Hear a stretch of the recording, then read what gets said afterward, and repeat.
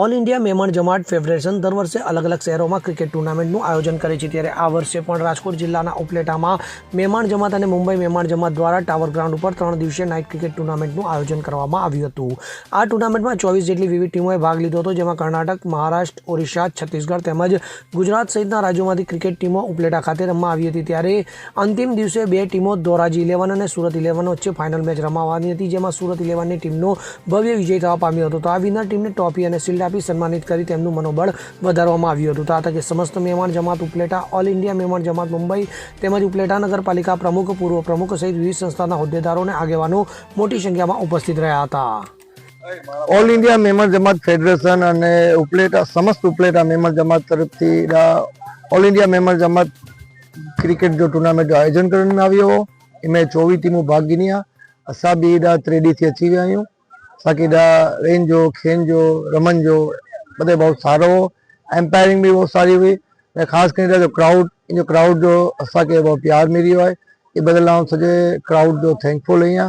बधे उपलेटा वासी जो आभार मना तो बधे ही चून था कि उपलेटा मिठो गाम है, पर ही चवंदो कि उपलेटा बहुत मिठो गाम है। इधर हमारो बहुत प्यार है।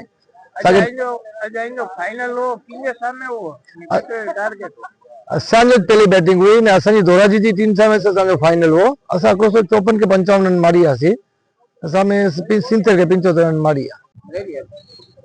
All India Memon Jamat federation की क्रिकेट की टूर्नामेंट उपलेटा मुकाम पर 3 दिन से चल रही है।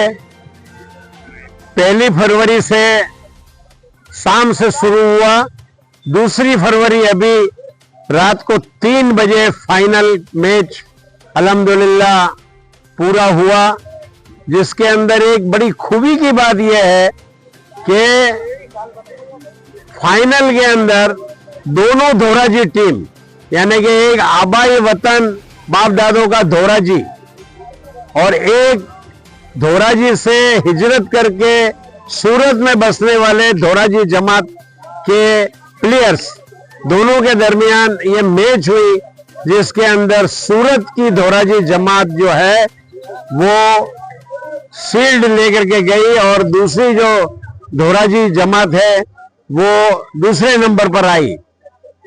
ये तो मैच की बात हुई, मगर उपलेटा समस्त उपलेटा मेमन जमात ने जो मेहमानी और जो मेहमानी की है, हमने पूछा, 24 टीम आई थी, सब लोगों से दरियाफ्त किया तो उन्होंने कहा कि बेहतरीन हम लोगों को रिहाइश से लेकर के, खाने से लेकर के, इनकी इज्जत अफजाई से लेकर के हर चीज बेहतरीन तरीके से समस्त उपलेटा मेमन जमात और ये कोर कमेटी की टीम ने अंजाम दिया है। मैं उनका बड़ा शुक्रगुजार हूँ। Youth wing all India Memon Jamat federation की, जिसने ये पहल की, sports wing all India Memon Jamat federation और समस्त मेमन जमात उपलेटा जिसकी कोर कमेटी और हमारे all India Memon Jamat federation के यूथ विंग के यहाँ के उपलेटा के चेयरमैन एजाज भाई हड़फा, जिनकी जो मेहनत रंग लाई और ये ग्राउंड जो है देख करके मुझे बड़ी खुशी हुई। कॉरपोरेशन का ग्राउंड है, कॉरपोरेशन ने भी बड़ा ताउन दिया। दूसरी एक बात है कि यहाँ पर एकता और भाईचारे का बड़ा माहौल नजर आया। उपलेटा मेमन जमात ने, ये कोर कमेटी ने सारी धर्म भेद, जात भेद भाव के बगैर सबको इन्होंने बुलाया था। यहाँ पर सबका इन्होंने सम्मान किया। किसी के सम्मान के अंदर कोई कमी ये लोगों ने नहीं रखी है। सब लोग यहाँ से खुश होकर के गए हैं। बहुत सारे हिंदुस्तान के कोने कोने से 24 टीम यहाँ पर आई हुई थी। सब खुश होकर के गए हैं। अच्छे में अच्छा खाना इन लोगों को दिया गया है, अच्छे से अच्छा रिहाइश इनको दी गई है। कोई किस्म की कमी इनको महसूस नहीं हुई है। ये जितनी भी मैच हुई है, all India Memon Jamat federation की टूर्नामेंट जितनी भी हुई है, सबसे बेहतरीन टूर्नामेंट जो है ये उपलेटा में मुनक्किद हुई है। मैं सबको मुबारकबाद देता हूँ। इंशाअल्लाह फिर आइंदा साल मिलेंगे जिंदगी रही तो। अस्सलाम वालेकुम। હું Yusuf Rajak Sorathiya, chief editor Upleta Memon express અને સમસ્ત Memon Jamat Upleta core committee member. All India Memon Jamat federation cup 2026 જે ઉપલેટા ખાતે 3 દિવસનું આયોજન કરવામાં આવેલ હતું, તેમાં all India Memon Jamat federation Mumbai, all India Memon Jamat federation youth wing Upleta અને સમસ્ત મેમન જમાત ઉપલેટા અને સ્પોર્ટ કમિટી ઉપલેટાના સહિયારા સહયોગથી આ 3 દિવસીય ક્રિકેટ ટુર્નામેન્ટનું આયોજન કરવામાં આવેલ હતું. આ ક્રિકેટ ટુર્નામેન્ટમાં કુલ 24 ટીમોએ ભાગ લીધેલ હતો, જેમાં કર્ણાટક, મહારાષ્ટ્ર, ઓડિશા, છત્તીસગઢ અને ગુજરાતના જુદી જુદા શહેરોમાંથી ટીમો અહીંયા ખેલવા માટે પાર્ટિસિપેટ કરેલ હતું.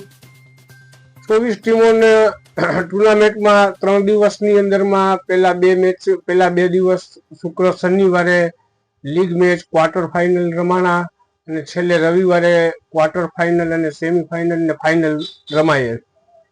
ફાઇનલની અંદરમાં ધોરાજી જમાત સુરત 11 અને હાજી 11 ધોરાજી બે વચ્ચે ફાઇનલ રમાયેલ હતો. આ ફાઇનલની અંદરમાં ધોરાજી જમાત સુરતે ફાઇનલમાં ચેમ્પિયન બનેલ હતા. આખા મેચનું અને આખા ટુર્નામેન્ટનું આયોજન બહુ સુંદર રીતે કરવામાં આવેલ હતું. તેમાં AIMJ યુથ વિંગના ચેરમેન એજાજ હરફા એ બહુ સુંદર રીતે કામગીરી કરેલ હતી. સમસ્ત મેમન જમાત ઉપલેટાનો પણ બહુ સહિયારો સાથ હતો. આખા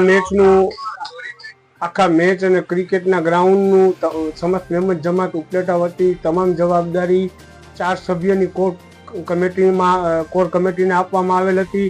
તેમાં લાલાભાઈ મક્કીભાઈ હરફા, મતીનભાઈ હરફા, હામદસર લંબા અને હું પોતે યુસુફ સોરઠિયા. બહુ વ્યવસ્થિત રીતે કામ થયેલ હતું. ફાઇનલની અંદરમાં ઓલ ઇન્ડિયા મેમન જમાત ફેડરેશનના પ્રેસિડેન્ટ જનાબ ઇકબાલ ઓફિસર સાહેબ પધારેલ હતા. તેની સાથે યુથ વિંગના ચેરમેન ઇમરાનભાઈ ફૂટવાલા, યુથ વિંગના નેશનલ સેક્રેટરી યાસીનભાઈ ડેડાએ પણ પધારેલ હતા. તે સિવાય સૌરાષ્ટ્રના જુદી જુદી જમાતોના આગેવાનો, ઝોનલ સેક્રેટરીઓ, NEC મેમ્બરો બધા ઉપસ્થિત રહેલ હતા. આસિફ અબ્બા જુમા જે સ્પોર્ટ વિંગના ચેરમેન છે, તે પોતાની તબિયત નાદુરસ્ત હોવાના કારણે આવી શકેલ ન હતા. ટુર્નામેન્ટનું બહુ સુંદર રીતે આયોજન કરવામાં આવેલ હતું અને માશા અલ્લાહના કરોડો એહસાન કે ગામજનો અને બધાયનો સપોર્ટ બહુ સારો રહ્યો. અમે બધાયનો સમસ્ત મેમન જમાત ઉપલેટા વતી અને કોર કમિટીના મેમ્બર વતી અમે બધાયનું શુક્રિયા અદા કરીએ છીએ. અલ્લાહ હાફિઝ. સરફરાજ કોડી સાથે CN24 ન્યૂઝ ઉપલેટા. હવે જુઓ દેશ દુનિયાની તમામ ખબરો તમારી આંગળીના ટેરવે. ઉઠાવો મોબાઈલ અને Google Play Store પરથી ડાઉનલોડ કરો અમારી CN24 ન્યૂઝ મોબાઈલ એપ.